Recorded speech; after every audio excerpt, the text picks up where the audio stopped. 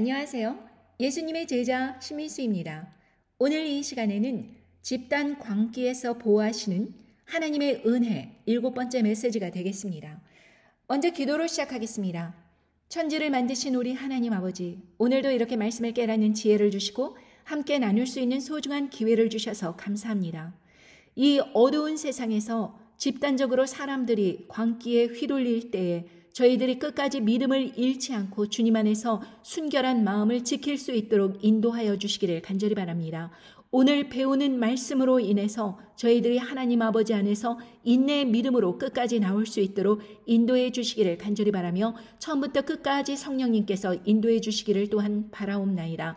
이 모든 말씀 우리 주 예수 그리스도 이름 받들어 간절히 기도드리옵나이다. 아멘. 사실 우리는 이 세상을 살아가면서 우리 삶에서 벌어지고 있는 일들을 다 이해해야 한다고 생각하지만 전혀 그렇지 않습니다. 예를 들면 우리가 사건 사고를 이렇게 바라볼 때 누가 누구를 죽였다, 언제 어디에서 죽였다, 그럼 그 사건만 봅니다. 그 사람이 그 사람 죽였나 보다. 그렇게 끝나고 말아버립니다. 이 살인 사건의 청부 살인을 한 사람은 누구인가? 그리고 이 사건의 배후에는 어떤 음모가 있는가? 그리고 이 사람이 그 음모 속에서 어떤 역할을 했는가? 그리고 각 사람의 이해관계가 어떠했는가? 그 배후에 있는 거대한 조직을 우리는 보지 못하고 그냥 단편적인 사고로만 이해하는 것입니다. 우리는 일상을 살아가면서도 이렇게 단편적으로 이해하는 일들이 참 많죠. 누가 나를 미워하면 그 사람 나 왜 미워하지? 나 그럼 그 사람 도로 미워할 거야. 이러면서 지들끼리 싸우고. 그러나 그 미워하는 그 근본적인 원인이 어디 있는가? 그 사람이 어떤 말을 들었는가? 어떤 누명을 썼는가? 이러한 뒤에서 벌어지는 일들에 대해서 우리는 모른다. 이것입니다. 자, 그렇다면 우리가 왜 기도를 해야 하는가?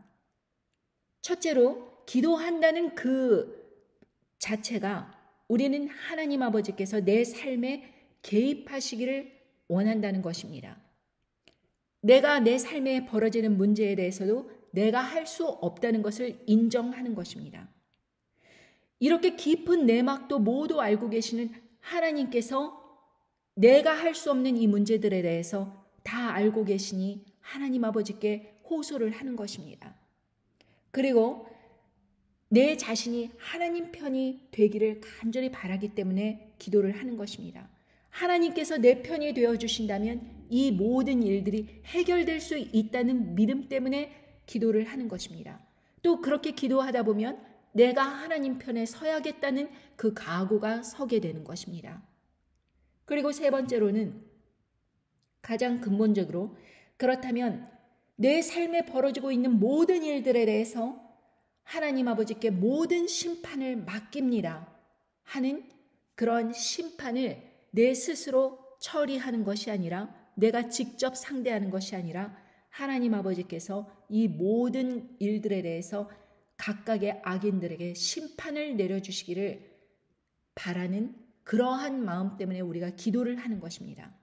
자, 그렇다면 내가 할 수 없는 일들을 하나님 아버지께서 해 주실 때, 그리고 하나님 아버지께서 내 편이 되어 주실 때, 그리고 하나님께서 모든 심판을 해 주실 때 우리는 절대로 질 수 없는 그러한 위치에 서게 되는 것입니다. 그래서 우리는 끊임없이 기도해야 되는 것이죠. 그리고 우리가 우리의 삶에서 내가 아끼고 사랑하는 사람들에 대해서 계속해서 전폭적으로 기도하는 것 또한 마찬가지의 이유 때문입니다. 우리는 정말 이 세상에 벌어지고 있는 그런 이익단체들에 의해서 많은 피해를 당하고 있습니다. 그럼에도 불구하고 우리는 너무나도 힘이 없고 개별적이고 능력이 없기 때문에 그 사람들의 그런 여러 가지 이익 집단에서 벌어지는 그러한 막강한 힘에 의해서 우리는 수긍할 수밖에 없는 그러한 처지로 전락되고 맙니다. 예를 들면 동성애자들이 목소리를 드높여서 자기들의 그 이익을 위해서 여러 가지 법조항이라든가 그러한 것을 계속해서 추진하려고 할 때 산발적이고 힘도 없고 그런 사람들이 그런 일 벌어지기 원치 않는다라고 해봤자 그렇게 집단적으로 막강하게 권력과 돈을 사용해서 전 세계적으로 벌어지는 그 흐름을 막기에는 역부족이다라는 것입니다. 그래서 우리는 마찬가지로 하나님 아버지께 그러한 문제들에 대해서도 매달릴 수밖에 없는 것이죠. 그러나 이익 집단을 구성할 수 없는 그러한 조직이 있습니다. 그러한 대상이 있습니다. 바로 어린아이들이죠. 어린아이들은 자기가 어떤 피해를 당한다고 하더라도 그것에 대해서 바르게 해석할 수 없습니다. 예를 들면 어린아이들을 잡아다가 어떠한 노역을 시킨다고 하더라도 어떠한 부당한 행위를 시킨다고 하더라도 그리고 성으로 착취한다고 할지라도 그 아이들은 자기들에게 벌어지는 그 일들을 제대로 해석하지 못한다는 것입니다. 그리고 힘과 권력에 의해서 주눅들어서 생존을 위해서 그들이 시키는 그 일들을 따라하게 되는 것이죠. 그래서 어린아이들에게는 보호자가 있다면 그러한 위험에 노출될 확률이 적겠지만 예를 들면 인신매매를 한다던가 유괴를 한다던가 그러한 일들이 벌어지면 이 아이들은 속수무책으로 범죄에 노출될 수밖에 없는 그러한 상황으로 옵니다. 그것에 대해서 최근에 어떤 점점 더 채널이라는 곳에서 짤막하게 영상을 여러분들에게 들려드릴 테니 지금의 실태가 어떠한지 한번 들어보시기 바랍니다. 최근 아동 인신매매를 다룬 영화인 사운드 오브 프리덤이라는 영화가 개봉을 했었습니다. 이 영화는 실화를 바탕으로 제작한 영화인데 이렇게 미국에서 인신매매가 된 어린이들은 대부분이 성노예가 되곤 합니다. 미국의 주요 언론들은 지금까지 어린이 인신매매에 대한 주장은 사실이 아닌 음모론이라고 주장해 왔습니다. 미국에서 실종된 외국인 어린이 숫자는 32만 명에 달합니다. 그리고 이들의 실종에 미국 정부기관, 하청업체들이 관련되어 있다는 사실이 폭로기자들을 통해 점점 드러나고 있습니다. 자, 여기서 한 가지 생각해 볼 것이 있습니다. 많은 어린이들이 미국에서 인신매매를 당하고 있으며 합법적인 해외 입양을 당하는 아이들 중에도 성적인 학대를 당하는 아이들이 많습니다. 대한민국은 이미 선진국이지만 매년 해외 입양을 보내는 아이들의 숫자를 따져보면 후진국인 우크라이나와 비슷한 수준입니다. 그리고 놀라운 것은 출산 대비 계산을 해보면 고아 수출을 세계에서 제일 많이 하고 있는 중국보다도 더 많은 아이들을 해외로 입양 보내고 있습니다. 대한민국 정부는 인구 감소로 대한민국이 멸망할 것이라고 말하는데 그렇다면 과연 대한민국 어린이들을 이렇게 많이 해외로 보내는 것이 옳은 선택인지 정말로 의아스럽습니다. 자, 여러분, 지금 미국에서 실종된 외국인 어린아이들이 그렇게 인신매매에 당하는 숫자가 32만 명이라고 그렇게 이야기를 하는데 이 숫자가 도대체 어디서 나왔는지 모르겠지만 이게 만약에 사실이라면 어마어마한 숫자입니다. 그러나 외국인 어린아이들이 아니고 또 일반 어린이들까지 합한다면 얼마나 많은 숫자가 그렇게 실종이 되는 것입니까? 그리고 실제로 이 실종된 외국인 어린아이들은 어디로 팔려가느냐? 성적인 학대를 당하기 위해서 그렇게 팔려간다는 것입니다. 인신매매를 당한다는 것입니다. 이뿐만이 아니라 전 세계적으로 가난한 국가뿐만이 아니고 한국은 한국 전쟁 이후서부터라도 계속해서 해외 입양을 보내고 있는데 이 고아 수출을 하면서 예전부터 그렇게 1위라고 그러더니 출산 대비 해외 입양으로 보면 그건 마치 요즘 현대에 와서도 1위 자리를 놓치고 있지 않다. 그러니까 늘 1위다. 한국 어린이들이 지금 정부가 너무나도 아이들이 부족하다 이렇게 말을 하면서 출산을 장려하면서 거꾸로 해외 입양을 보내는 것에서는 이렇게 혈안이 되어 있다. 이것은 무엇을 의미하느냐? 여러분, 많은 어린이들이 팔려간다는 것입니다. 해외 입양이라는 이러한 근사한 껍데기 속에서 실질적으로는 그렇게 팔려가서 성적인 유린을 어린 시절부터 당하는 것이죠. 여러분, 이 아이들이 부모가 정말 고아원에 갖다 맡긴 정말 포기한 아이들일까요? 그렇지 않습니다. 유괴된 아이들도 분명히 포함되어 있습니다. 여러분, 국경을 넘어왔는데 부모와 아이들을 이렇게 분리를 해놓고서는 입양을 보낸다 하고서는 이런 악한 사람들에게 그렇게 팔아넘기는 그런 일들에 정부기관이 연루가 돼 있다. 이건 너무나도 심각한 일입니다. 왜 그러냐? 이익 집단, 돈 때문에 그러는 것입니다. 이 돈과 권력으로 그렇게 같이 힘을 합하면 우리가 상상할 수 없는 일들이 우리 뒤에서 벌어지고 있다는 것입니다. 여러분, 그런 일들이 왜 일어나? 그거 다 음모론. 그렇습니까? 저도 어린 시절에 유괴를 3번이나 당할 뻔했습니다. 강남에서 강북으로 그렇게 학교를 다녔는데 1학년에서부터 3학년까지 저희 오빠가 그 초등학교가 좋은 초등학교이기 때문에 오빠가 졸업할 때까지 저는 그냥 어린아이지만 버스를 2-3번 갈아타고 만원 버스에 낑겨갖고 학교를 가야 됐습니다. 1시간 반에서 2시간 걸리는 그 등하굣길을 왔다리 갔다리 하면서 그냥 제가 길거리를 가는데 손을 잡아 끌면서 우리 집 가자 이러는 것입니다. 그러면 전 안 가겠다고 발버둥 치면 어머 얘가 왜 이래? 집에 가서 혼나볼래? 이러면서 저를 막 다그치고 혼내면서 끌고 가는 것입니다. 그러다가 할머니에게 구출되기도 하고 또 다른 사람의 간섭으로 구출되기도 하고 그럴 정도로 사람들이 왜 저를 그렇게 붙잡아서 뭘 하려고 하는 것이냐. 이쁘장한 어린이 해외 입양으로 보내려고 하는 것입니다. 외모가 좀 괜찮으면 인기가 있는 거예요. 저는 그 사실을 깨달을 때마다 얼마나 끔찍한 세상인가라는 것을 다시 한번 늘 생각하고 상기합니다. 하나님 아버지께서 지켜주시지 않았다면 저는 이 세상에 아마 존재하지 않을 사람인지도 모르는 일입니다. 여러분, 이것은 단지 이렇게 사악함이 드러난 현대시대의 문제이고 예전에는 그렇지 않았다. 예전에는 정말 정서가 좋고 우리 모두 행복하게 그렇게 살던 시대가 있었다. 정말 그럴까요? 인류가 만들어진 이후서부터 계속해서 인간의 악함은 늘 진행되어 왔습니다. 여러분, 아벨을 쳐 죽인 사람이 누구입니까? 바로 자기의 친형 가인 아닙니까? 여러분, 인류 안에서 하나님 아버지의 그 성령님 안에서 거듭난 사람들을 제외하고 대부분의 사람들은 이 사단 마귀 권세의 세상에 사로잡힌 사람들입니다. 여러분, 아브라함 어떻게 아십니까? 믿음의 조상이라고 하죠. 여러분들 다 알고 계시죠? 그런데 아브라함이 아브람으로 있을 때 하나님께서 부르셨습니다.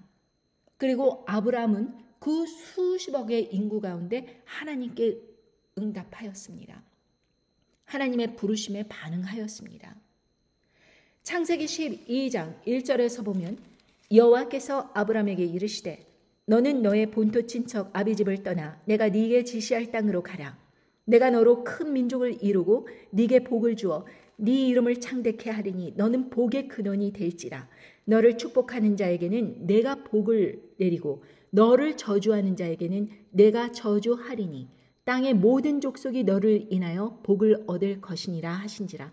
이에 아브람이 여호와의 말씀을 쫓아갔고 롯도 그와 함께 갔으며 아브람이 하란을 떠날 때 그 나이 75세였더라. 여러분, 75세가 돼서 그 지역에서 영향력을 유지하면서 사업을 벌리고 있고 이런 상황에서 갑자기 하나님의 아버지의 음성을 듣고 자기가 있던 본토 친척 아비집을 떠나서 미지의 세계, 어디로 갈 바를 알지 못하고 나아가기란 어려운 일입니다.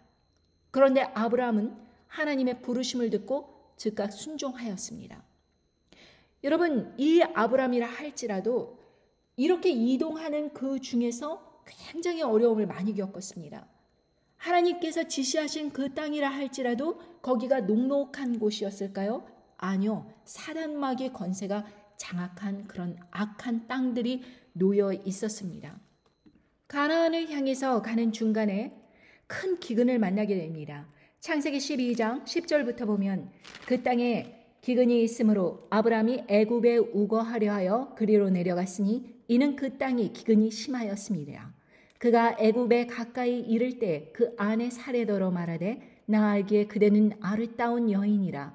애굽 사람이 그대를 볼 때 이르기를 이는 그의 아내라 하고 나는 죽이고 그대는 살리리니 원컨대 그대는 나의 누이라 하라. 그리하면 내가 그대로 인하여 안전하고 내 목숨이 그대로 인하여 보존하겠노라 하니라. 아브라함이 애굽에 이르렀을 때 애굽 사람들이 그 여인의 심히 아름다움을 보았고 바로의 대신들도 그를 보고 바로 앞에 칭찬함으로 그 여인을 바로의 궁으로 취하여 드린지라. 여러분, 사람들은 이 상황을 보고 야, 아브라함 정말 의리 없다. 부인을 그렇게 팔아넘기냐? 자기 누이라고 하면서 그렇게 속이냐? 이렇게 얘기하면서 비난을 합니다.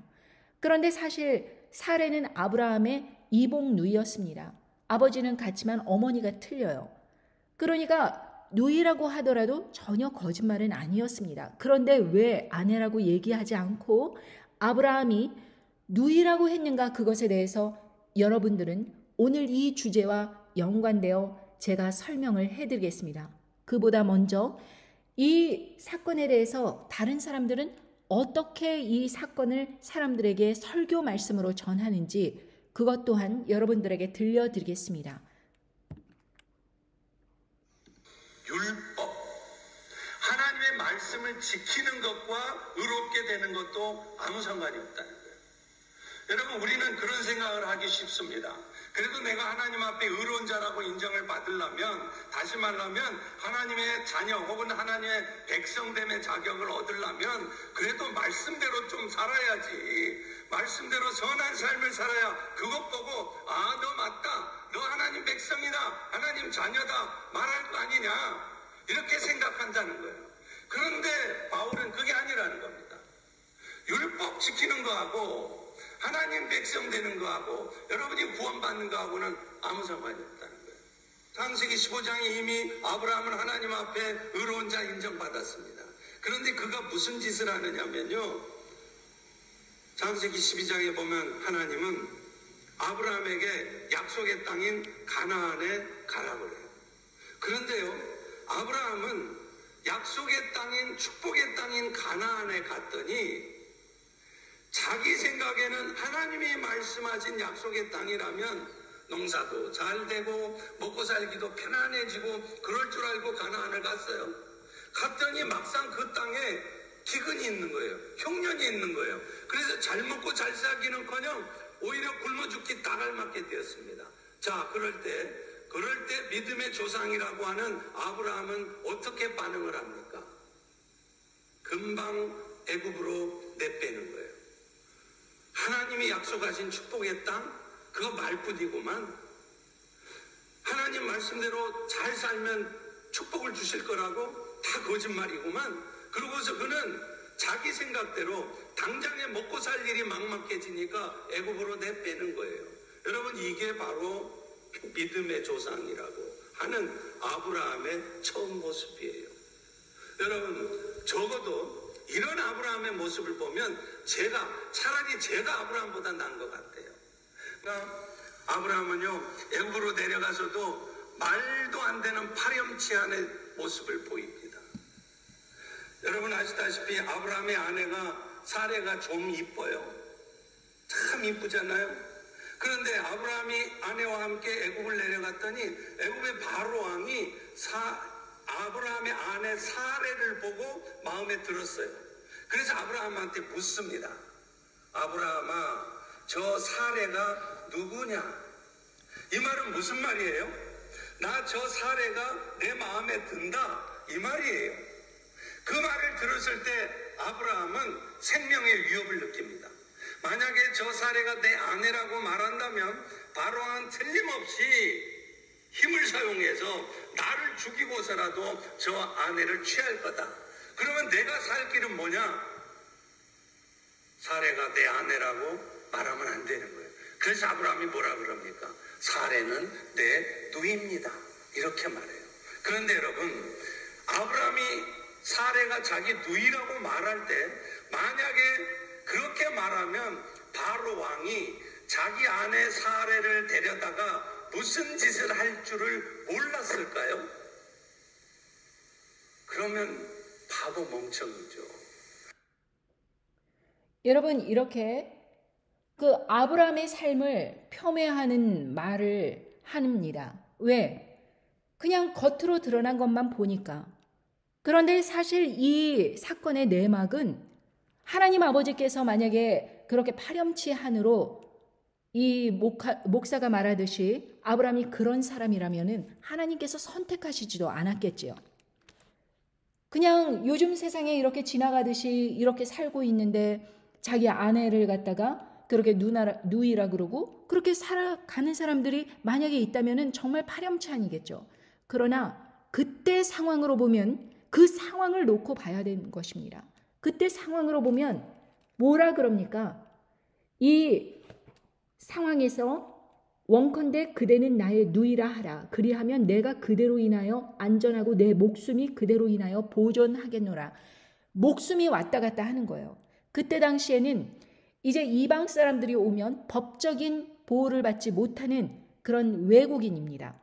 그러니까 그 사람이 어떤 재물이 있다든지 아내가 있다든지 그러면은 악한 사람들에 의해서 강권적으로 남편을 살해해버리고 그렇게 아내를 취해서 성노예를 삼을 수도 있는 상황이었어요. 예를 들면 롯이 소돔성에서 거할 때 그 천사가 오니까 동성애자들이 그 집을 에워싸고 그 나그네들을 내놓으라고 그렇게 이야기합니다. 그러면서 집단적으로 강간을 하기 위해서 사람들이 아우성을 치는 상황이 벌어집니다.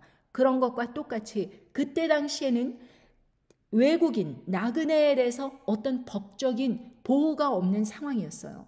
그러니까 아브라함은 만약에 사례를 누이라고 이렇게 얘기함으로써 이 사람이 죽을 위험도 없고 예를 들면 누이를 나에게 달라, 내가 결혼하게 해달라 그렇게 이야기를 하면 우리 집안에서 지금 형편이 안 된다 그런 식으로 이제 거절을 하고 그러면서 이렇게 미루고 하면서 말로 할 수 있는 상황이었다 이렇게 생각을 한 것입니다. 그런데 하나님 아버지께서 개입하신 거예요. 이 소문이 이 사례가 아름답다는 그 소문이 왕궁으로까지 들리게 하나님께서 하십니다. 그리고 바로가 그 사례를 드립니다. 그러면은 일반 사람들이 생각할 때에 저 사람 왕의 그 사돈이야. 건드리면 안 돼. 그럼 바로가 완전히 그냥 끝장내버려. 그러면서 주민들에 의해서 공격당하지 않도록 하나님께서 보호하시는 것입니다. 그리고 바로가 사례를 그렇게 취하여 가면서 16절에 보면 이에 바로가 그를 인하여 아브라함을 후대함으로 아브라함이 양과 소와 노비와 암수 나귀와 약대를 얻었더라. 이렇게 말씀을 하십니다.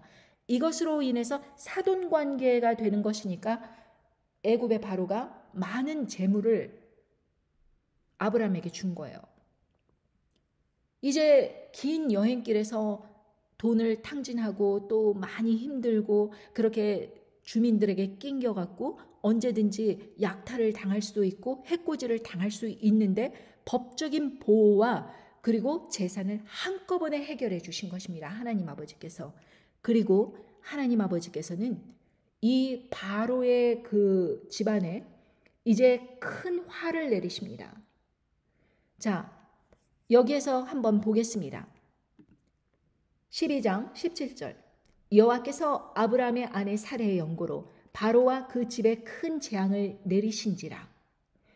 여기에서 보면 하나님 아버지께서는 아브라함을 나무라지 않았어요. 아브라함은 그 주변 사람들, 그 지역 주민들이 자기를 해코지하고 아내를 욕보이고 그런 것에 두려움에 이렇게 누이라고 말하였지만 그럼에 의해서 바로의 궁으로 들어가서 또 주변 주민에게로부터 보호받게 하시고 이제는 바로에게까지 그렇게 재앙을 내리심으로 인해서 바로가 이렇게 이야기합니다. 18절에 보면 바로가 아브라함을 불러서 이르되 네가 어찌하여 나를 이렇게 대접하였느냐? 네가 어찌하여 그를 네 아내라고 내게 고하지 아니하였느냐?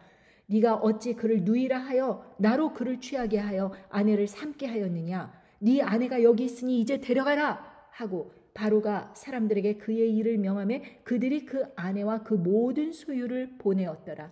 아브라함이 애굽에서 나올새 그 아내와 모든 소유며 롯도 함께 남방으로 올라가니 아브라함에게 육축과 은금이 풍부하였더라.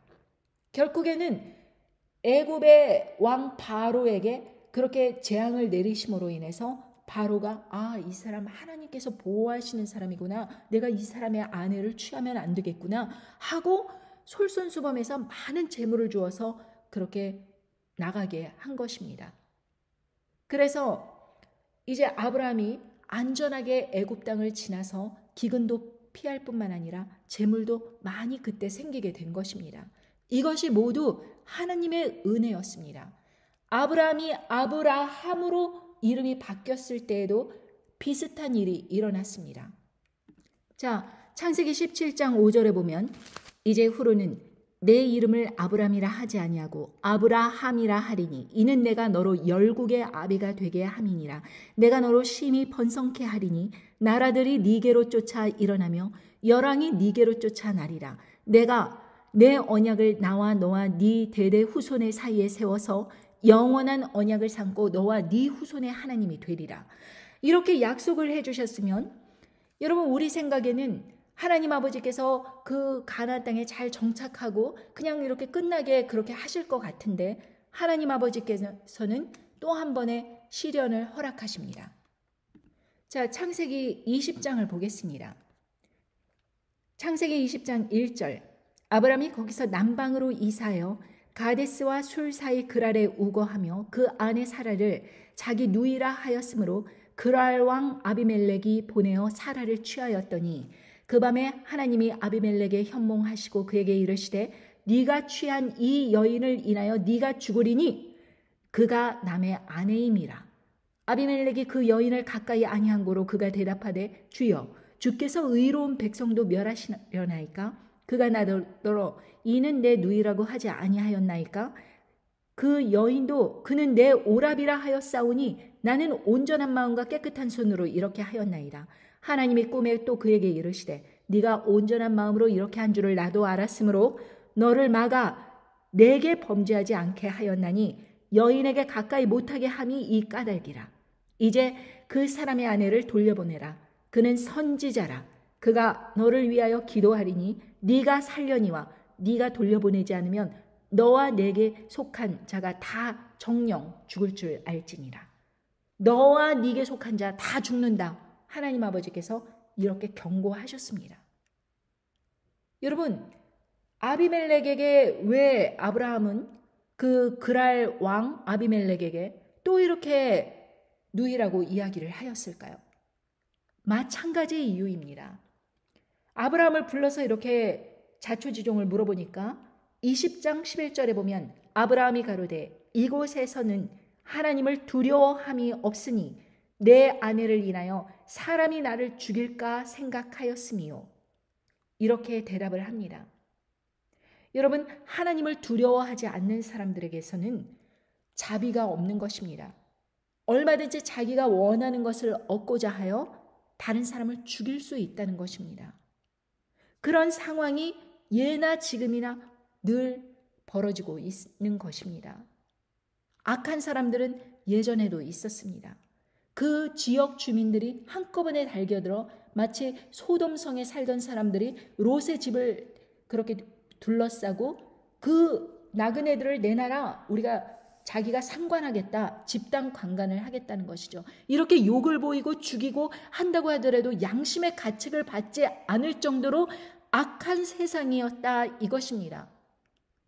그런데 하나님 아버지께서 그랄 왕을 통하여서 또다시 이렇게 사람들로 하여금 보호를 받게 하십니다. 저 그랄 왕 아비멜렉의 그 사돈이야, 건드리면 안 돼. 지역 주민들이 경계를 하겠지요. 그리고 보호를 하시고 난 다음에 그랄 왕 아비멜렉에 직접 간섭하셔서 그 안에 건드리지 말아라. 그 아브라함은 선지자라. 이렇게 이야기하십니다. 가는 곳곳마다 하나님의 영광이 드러나는 것입니다. 그러고서는 어떻게 하였느냐. 20장 14절에 보면 아비멜렉이 양과 소와 노비를 취하여 아브라함에게 주고 그 아내 사라도 그에게 돌려보내고 아브라함에게 이르되 내 땅이 네 앞에 있으니 너 보기에 좋은 대로 거하라 하고 사라에게 이르되 내가 은 1000개를 네 오라비에게 주어서 그것으로 너와 함께한 여러 사람 앞에서 네 수치를 풀게 하였노니 네 일이 다 선이 해결되었느니라. 굉장히 많은 재산을 또 물려준 거예요. 그리고 여러분 정말 어느 지역에 이민을 갔는데 예를 들면은 아주 요지예요. 뭐 세너빌이나 무슨 뭐 맥클린 이런 데 그냥 너 살아라. 그냥 그 땅 니네들이 가져라. 이런 식으로 그렇게 아무데나 원하는 대로 자리를 잡으라고 이렇게 하나님께서 은혜를 베풀어 주시는 것입니다. 누구를 통하여서?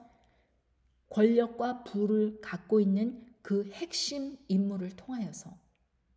그렇게 아브라함은 연약할 수밖에 없고 나그네일 수밖에 없는 사람을 이렇게 부족한 모습을 보인 것을 통하여서 하나님 아버지께서는 그를 통하여서 또 아름다운 결과로 돌려주시는 것입니다.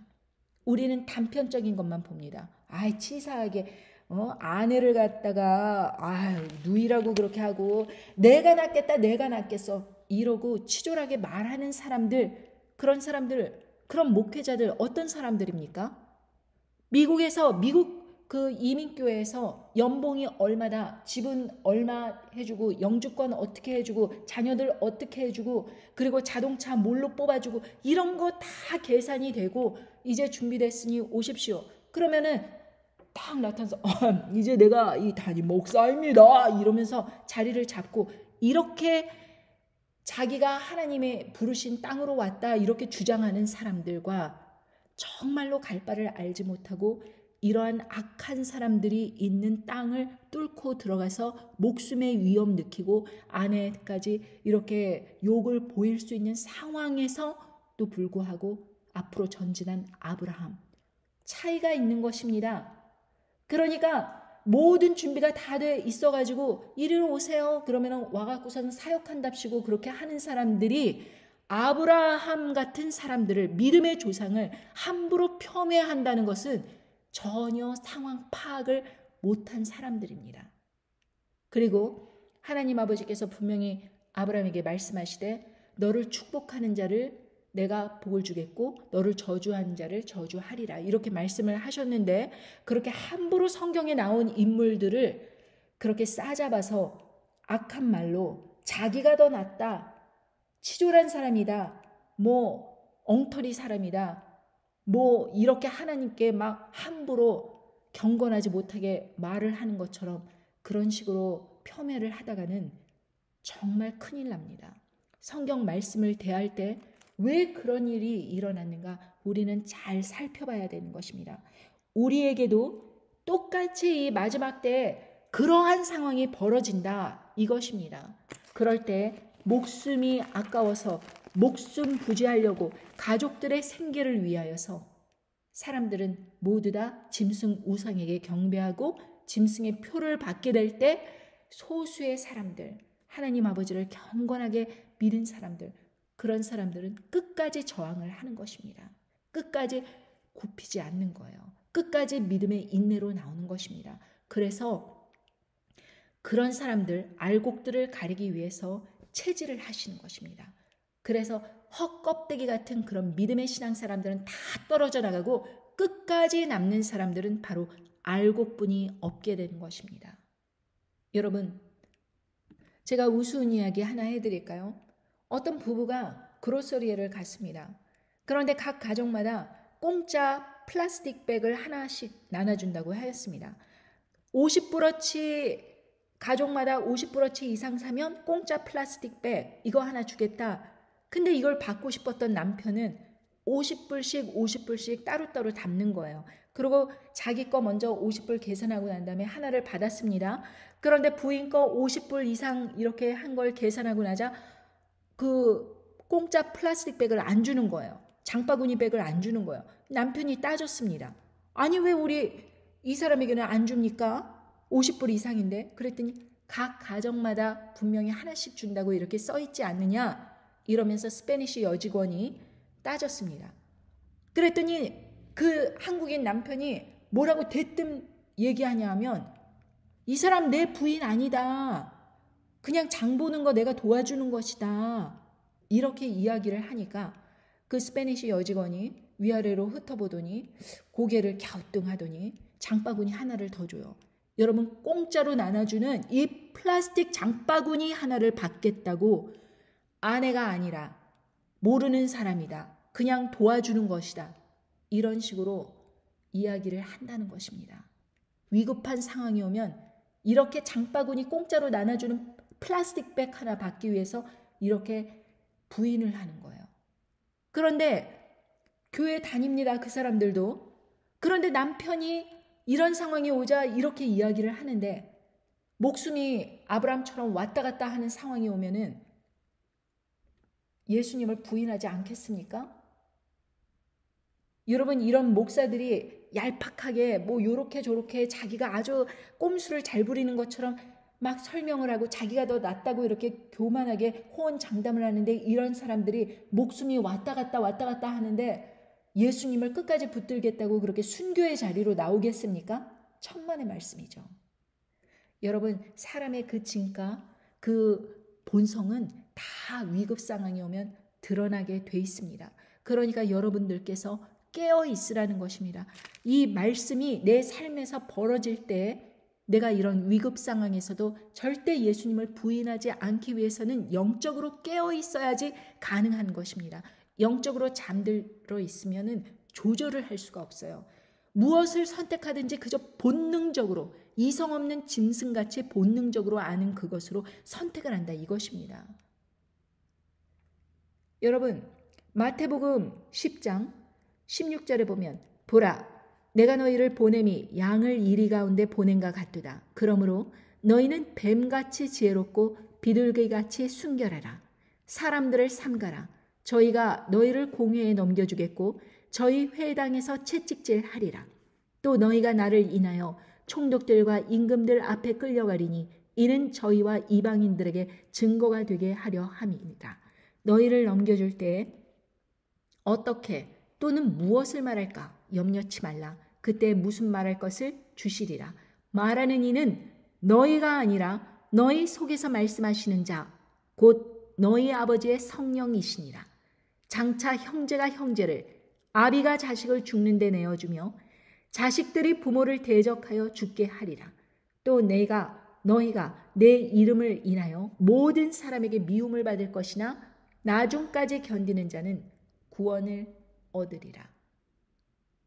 여러분, 예수님의 이름을 인하여서 모든 사람에게 미움을 받게 되는 그런 상황이 벌어진다는 것은, 즉 핵전쟁 일어났고 생필품과 여러 가지 물자를 지원해주고 그리고 식료품을 나눠주는 그 짐승 정권, 단일 정권이 좋은 일을 하고 있는데 모두가 다 단일 정권이 시키는 대로 하면 모든 문제가 없이 만사 형통이다라고 그렇게 서로들 이야기하면서 으쌰으쌰 하고 있는 와중에 나는 경배 못하겠다.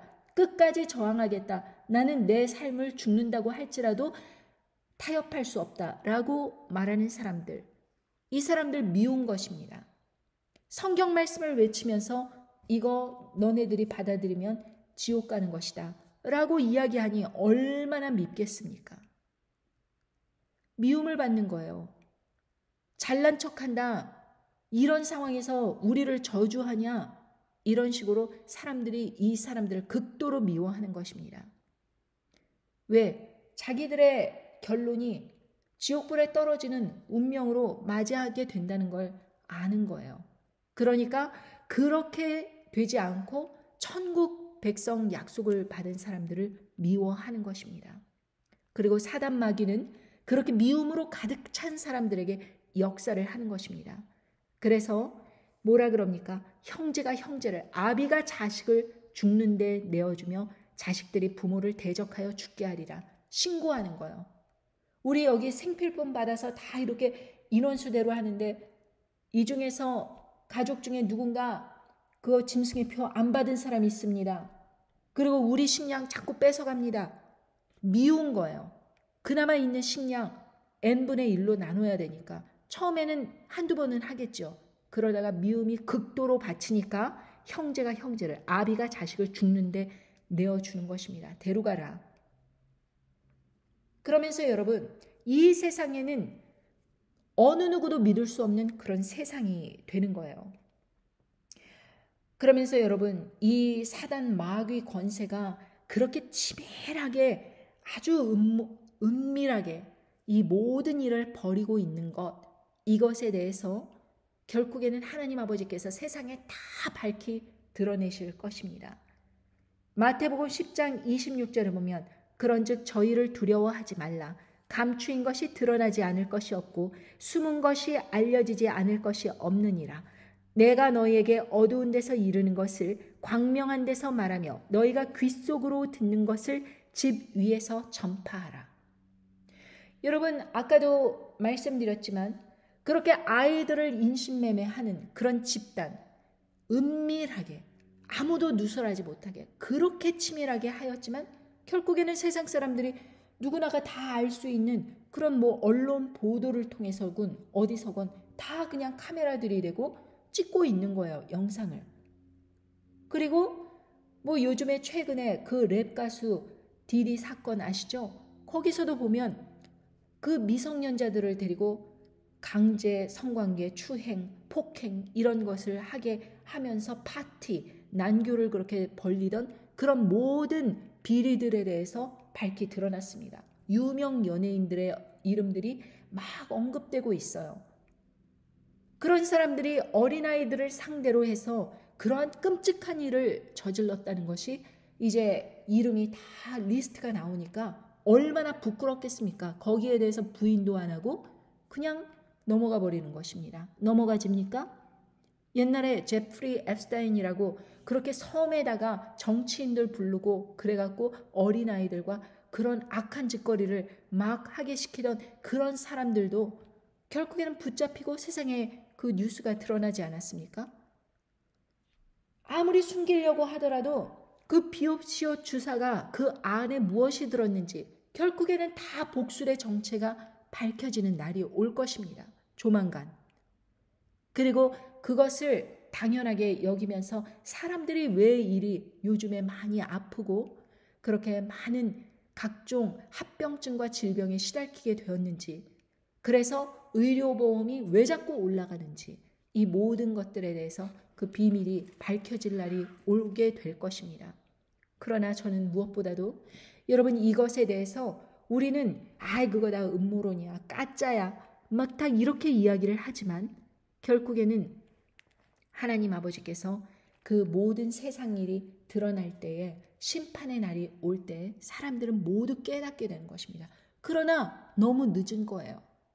그때는 이미 다 그 사단 마귀 미혹에 넘어가서 집단적으로 집단 광기에 하나님의 사람들을 매도하고 순교당하게 하고 그렇게 탄압하고 하는 그런 일들이 벌어지고 난 다음에 하나님 아버지의 심판이 벌어지게 되므로 자기들의 그 행동들을 후회해도 이미 돌이킬 수 없는 상황이 돼버리는 것입니다.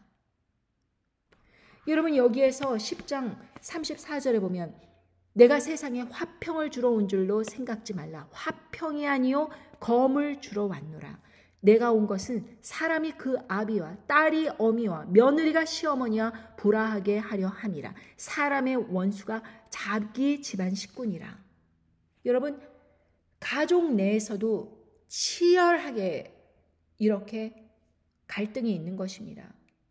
세상 풍조 따라서 그거 받아야 되고, 그리고 경배해야 되고, 그리고 모든 사람들이 다 천편일률적으로 이렇게 따라 하는데 너도 똑같이 해야 된다. 그럴 때 그걸 안 하겠다 버티는 사람들이 가족 내에서도 오는 것입니다. 그래서 화평이 아니라 검을 주러 왔다. 그래서 저는 이 말씀을 가족들에게 이미 알려줬습니다. 가족들은 반신반의하지요. 그러나 부인하는 단계는 지나갔습니다.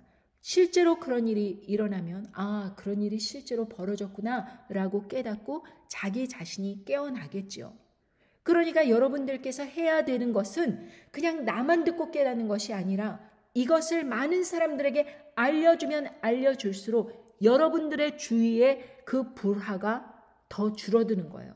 왜? 결론을 이미 말해 주었잖아요. 그 과정을 말해 주었잖아요. 그런 일이 일어날 것이다 라고 자세히 설명해 준 것입니다.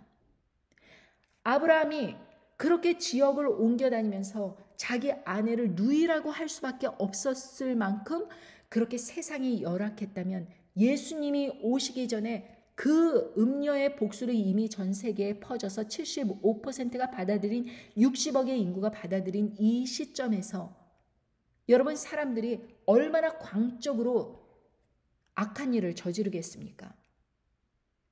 오죽했으면 마태복음 10장 39절에 예수님께서 자기 목숨을 얻는 자는 잃을 것이요 나를 위하여 자기 목숨을 잃는 자는 얻으리라 이렇게 목숨 잃을 각오하고 덤비는 사람 너는 살 것이다. 그러나 자기 목숨 부지하려고 애쓰는 사람 그 사람 구원을 잃을 것이다. 분명히 말씀해 주셨습니다. 그리고 42절에 보면 또 누구든지 제자의 이름으로 이 소자 중 하나에게 냉수 한 그릇이라도 주는 자는 내가 진실로 너희에게 이르노니 그 사람이 결단코 상을 잃지 아니하리라 하시니라. 여러분 이 흔해 빠진 물 한 그릇 주는 것이 무슨 구원과 무슨 상관이 있겠는가? 사람들은 그러면서 뭐 냉수 한 그릇 나 줄 수 있지 이렇게 생각하지만 생각해 보십시오. 핵전쟁으로 인하여서 식료품이 완전히 고갈이 됐습니다. 그리고 깨끗한 물을 찾을 수가 없어요. 핵 낙진 때문에 모든 식수가 오염이 된 상태입니다. 그럴 때 내가 내 갈증을 해결해야 되는 이 냉수 한 그릇을 다른 사람의 생명을 살기 위해서 그 입에 부어 준다면 그거는 나의 생명을 나눠주는 것과 똑같은 의미입니다. 그래서 그렇게 짐승 정권에 쫓겨서 죽을 뻔하는 그런 인생에게 냉수 한 그릇 그 작은 사람에게 주는 것 진실로 너희에게 이르노니 그 사람이 결단코 상을 잃지 않는다. 이렇게 말씀하시는 것입니다. 그러므로 우리는 그때를 깨어서 대비해야 됩니다. 이제 멀리 남은 그런 시대가 아니에요. 사단 마귀 권세도 심지어는 올림픽 때 이런 가사로 그렇게 개막식에서 막 노래를 합니다. 여러분 개막식과 폐막식과 혹은 이 가사가 무슨 연관성이 있는가? 올림픽과 이 가사가 무슨 연관성이 있는가? 한번 생각해 보십시오. 제가 그 가사를 한번 읽어드리겠습니다. 올림픽에서 세런이라는 슈퍼네이처 가사라고 합니다. 이것을 어떤 사람이 이렇게 한국말로 번역을 해서 이렇게 알려주었는데 제가 여러분들에게 읽어보겠습니다. 알잖아 메릴린, 응 봐봐라. 이 지구에 한때 사람들이 온갖 실험을 했어. 그런데 알잖아 세상은 변해가고 있어. 모든 것이 재정비되고 있지. 무슨 말인지 알 것 같아 친구? 이 지구에서 이상한 일들이 일어나고 있어.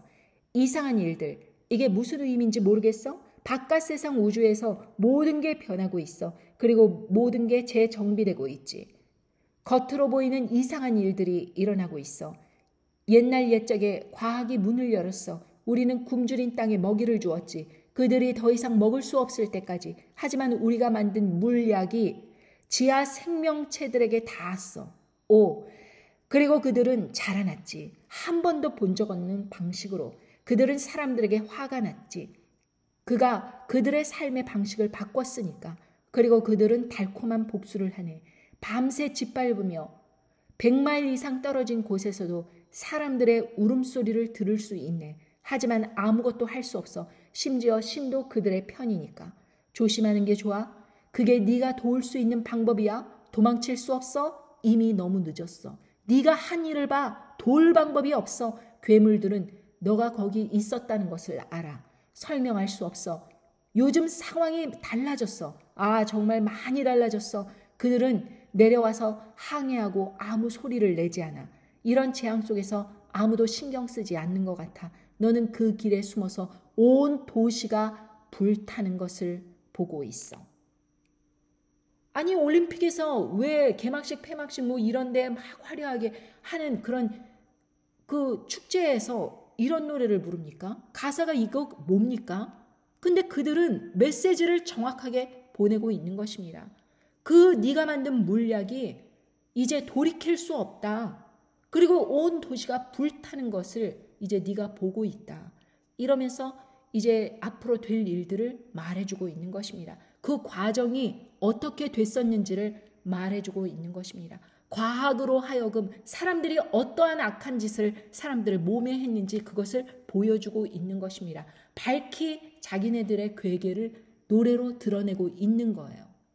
그런데도 사람들은 아무 일이 안 일어났다고 부인해버립니다. 음모론이라고 신경 쓰지 않습니다. 노래 가사에도 그렇게 말하지 않습니까? 아무도 신경 쓰지 않는다고? 왜 그럽니까? 왜 그렇게 신경 쓰지 않는 것입니까? 받아들이기에는 너무 두려운 재앙인 거예요. 하나님의 심판이 몰려오고 있다는 것을 부인해버리고 싶은 것입니다. 그리고 목회자들은 성경을 갖다 해석을 하기를 뜬금없이 봐라. 율법 지키는 것과 의로운 사람 되는 거 아무런 상관없는 거야. 차라리 자기가 더 낫다. 아브라함보다 자기가 더 나아. 아브라함은 그렇게 하나님의 지시한 땅으로 가라 그랬는데 가뭄 들었다고 그렇게 비겁하게 그 땅을 안 들어가고 그러더니 또 비겁하게 부인을 누이라고 속이고 야, 이 하는 짓거리 좀 봐라. 내가 더 낫다. 이런 말도 안 되는 설교 말씀으로 사람들을 우롱하고 있는 것입니다. 여러분 앞으로 다가올 일은 만만한 게 아니에요. 최근에 그 브루노 마스하고 레이디 가가가 Die with a Smile 이런 제목의 노래를 이제 한 달뿐이 안 된 아주 신곡인데요. 이 브루노 말 이 사람은 어떤 사람이냐면 예전에 댄스 계통의 그런 경쾌한 음악을 부르던 사람이었습니다. 가창력이 그렇게 풍부하지 않던 사람이에요. 그런데 이 사람이 카지노에 가서 너무 많은 빚을 진 것입니다. 그러니까 노예 계약을 했어요. 밤무대 뛰겠다. 그래가지고 그러다 보니까 6년간 그렇게 계속해서 노래를 부르고 근데 밤무대에서 어떤 노래를 부르니까 큰 노래를 부르잖아요. 사람들이 다 아는 노래. 뭐 위트니 휴스턴 막 이런 노래 부르지 않습니까? 그러니까 성량이 풍부해진 거예요. 그러니까 어느 날 갑자기 레이디 가가를 초청해서 여러분 밤무대 가수가 전 세계적인 가수를 초청한다고 옵니까? 그런데 또 왔어요. 그리고 하루 만에 곡을 제작했습니다. Die with a Smile. 그런데 엄청난 그 인기 차트를 급속도로 상승하고 있습니다. 그런데 이 가사가요. 이런 가사입니다. 아무도 내일을 약속하지 않고 있어. 그래서 매일 밤이 마지막 밤인 것처럼 나는 너를 사랑할 거야. 만약 이 세계가 끝난다면 나는 네 옆에 있고 싶어. 만약 파티가 끝나고 그리고 지구에서 우리의 시간이 끝난다면 나는 잠시나마 너를 안고 싶어. 그리고 미소를 지으며 죽어갈 거야. 만약 이 세계가 끝난다면 나는 네 옆에 있고 싶어. 이미 이 세계가 끝났다. 파티 다 끝났다. 그러면 나 옆에서 당신 옆에서 그냥 웃으면서 죽어가겠다. 이런 가사의 노래입니다. 갑자기 어울리지도 않는 그런 두 사람이 모여서 하루 만에 노래를 제작하고 누가 이거를 했는지 알 바는 없지만 그렇게 메시지를 보내고 있는 거예요. 그리고 전 세계적으로 인기가 있습니다. 뛰어난 가창력으로. 그러니 여러분 우리는 이런 세계에 살아가고 있습니다. 그 사람들은 끊임없이 야 세상 끝날 왔어. 니네 준비해. 우리 준비하고 있어. 이러고 메시지를 보내고 있는데 그냥 거기에 맞춰서 춤추고 있는 거예요. 아싸 이러면서. 듣기 좋은데? 이러면서. 하나님 아버지께서 성경 말씀을 통해서 경고해 주신 말씀들을 무시하니까 사단 마귀가 어머나 쟤네 봐라. 너무나 한심하다. 그리고 이제는 마음대로 자기네들의 그 계획을 갖다가 이런저런 방법으로 다 얘기해 주고 있고 사람들이 카메라 들이대면서 얼마나 악한 세상인지 다 보여주고 있고 다들 떠들고 야 누가 더 악한가 여기에서 사건 보여주고 저기에서 사건 보여주고 하는데도 우리는 아무런 문제 없어요. 우리는 행복하게 살 수 있어요. 이러면서 교회에서 세상 교회에서 거짓 것을 가르치고 있는 것입니다. 계속 잠자. 깨어나지 마. 아직 아무것도 안 일어나. 무슨 세상 끝날이와. 에이, 그런 거 얘기하는 거 듣지 마. 에이, 재수없어. 이래 가면서 사람들을 잠재우고 있는 것입니다. 본인도 갈 곳에 가겠죠. 사람들을 그렇게 잠재우고 거짓 것을 예언하고 있으니 온전할 수 있겠습니까? 하나님 편에 섰다면 이미 하나님께서 경고하신 것을 사람들에게 전했을 것이고, 그렇다면 이렇게 있을 수 없을 텐데 참으로 마음의 안정감을 갖고 그대로 마치 아무 일 없는 것처럼 교회 생활 이쁘게 하면서 다가해, 바자회 열면서 우리 선교비 보내요 이러면서 즐거워하고 있는 꼴입니다. 여러분, 이 세상에 분리가 왜 일어납니까? 왕따가 왜 일어나요? 집단적으로 광기에 휩쓸려서 한 사람, 약한 사람 딱 지정해 놓고 그 사람 괴롭히는 것입니다. 양심의 가책 안 느낍니다. 그 길만이 자기의 이익 집단 유지할 수 있는 것입니다. 그런데요, 너무나 괴롭다고 소리치고 억울하다고 외친다고 할지라도 귀 기울이는 사람 없습니다. 왜? 그래도 되는 거야. 너 찌질하잖아. 너 힘 없잖아. 너 권력 없잖아. 돈 없잖아. 그래서 아브라함처럼 우리는 이 세상에 살아갈 수밖에 없습니다. 뭔가 다른 사람이 보기에 부끄럽지만 그래도 능력 없으니까 나를 보호하기 위해서 이렇게 저렇게 변명을 하면서, 그러나 우리에게는 누가 있으신가? 바로 하나님 아버지께서 왕을 짓눌러서 왕에게 재앙을 내려서 할 수 없이 우리를 보호하게 하시는 그러한 하나님이 계셨듯, 지금도 여전히 세상이 풍지박산 난다 할지라도 하나님 아버지께서 끊임없이 주위 사람들에게 하나님의 심판을 알리는 저와 소수의 여러분 같은 사람들이 있기에 하나님 아버지께서 그 사람들을 강권적으로 이끌어 인도하실 것입니다.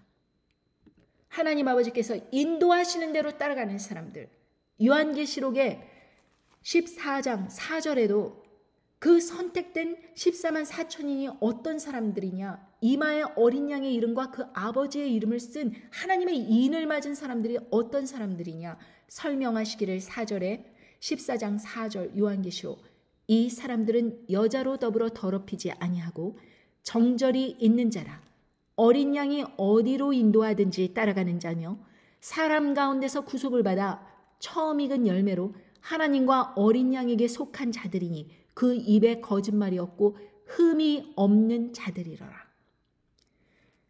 음녀 바벨론과 결탁을 하여서 비오시어 주사를 전 세계에 뿌리는데 이모저모로 협조하고 지도 맞고 사람들 맞추고 이렇게 더럽히는, 그래서 defile이라는 뜻이 지난번 여러분에게도 말씀드렸듯이 성전의 거룩함을 회파하다, 더럽히다, 이런 뜻이라고 말씀드렸습니다.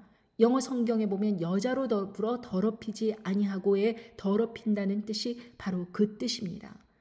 그런데 이 사람들은 정절이 있는 거예요. 끝까지 우상 경배 아니하고 짐승의 우상에게 절하지 아니하고 표를 받지 아니하고 끝까지 버티고 있는 사람입니다.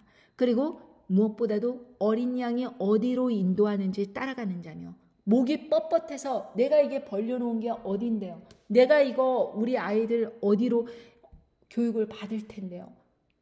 나 지금 여기에 투자했는데요?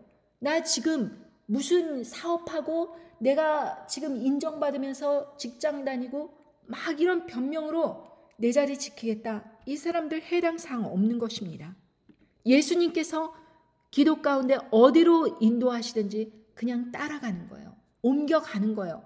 아브라함처럼 이리로 가라 저리로 가라. 그런 상황에서 이스라엘 백성처럼 구름기둥 불기둥으로 인도하는 대로 따라갈 수 있는 사람이어야지 내 자리 확보하겠다고 이 자리 눌러 앉겠다. 그런 사람들은 해당 사항이 안 되는 것입니다. 저도 KBS 보도국 다닐 때 미국으로 다시 돌아가라. 그 말씀 듣고 즉각적으로 사표를 냈습니다. 다음 날 계속 미직미직 하다가는 사표를 안 낼 것 같아요. 그랬더니 보도부장님이 저를 만류하면서 이야기하기를 경영진이 지금 MC로 저를 키우고 원한다. 그런 것을 이야기해줘요. 탐은 났지만 그러나 하나님 아버지께서 가라 하신 길이 내 길이겠거니 그러고 와서 1년 동안 거의 허송세월 했어요.